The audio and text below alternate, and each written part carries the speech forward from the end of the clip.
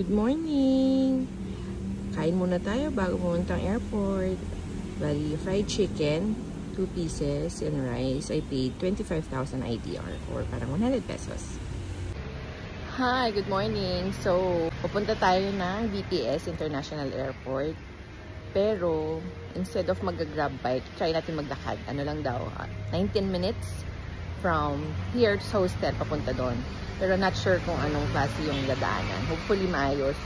Tapos pag grab bike kasi parang wala pang 10,000 uli yung pamasahe. Tapos 1 minute lang. So ang bilis. So pero try lang natin maglakad for today.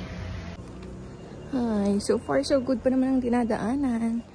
Proper kalye. Mayroong proper sidewalk. Meron lang minsan maraming poops ng dogs. Pero so far, kaya na maiwasan. And we're back sa pick-up ng grab bike. After 10 minutes of walking. So tama nga yung ano nila. 17 to 90 minutes na lakad. Kasi from here, 7 to 8 minutes lakad na lang. Saan tayo lumabas? 3 days ago. Para sa pag-grab bike naman. Papunta sa terminal ng bus.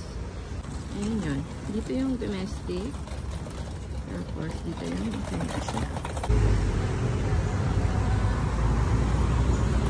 And we're here at Gusting Muraray International Airport. Sa ground floor yung arrival, ang departure 3rd floor. Doon tayo galing. Tapos ayan. May hagdanan naman dito. So, ano na to? Diretso na tong 3rd floor pa departure. So hagdan na lang tayo. Laters. So here's the departure area. 3rd floor. Ay, so nandito na tayo. Pa-check-in na tayo sa Cebu Park. Bali, mabilis lang siya. Kaya palang 1 minute lang yung grab bike. Tapos, bukod sa mga pailang-ilang tambay na aso.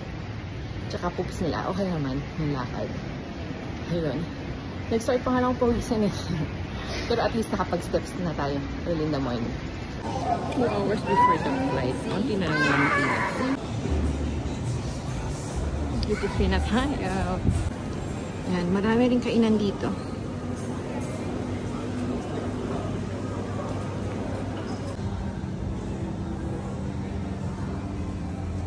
Meron silang wolfgang, oh.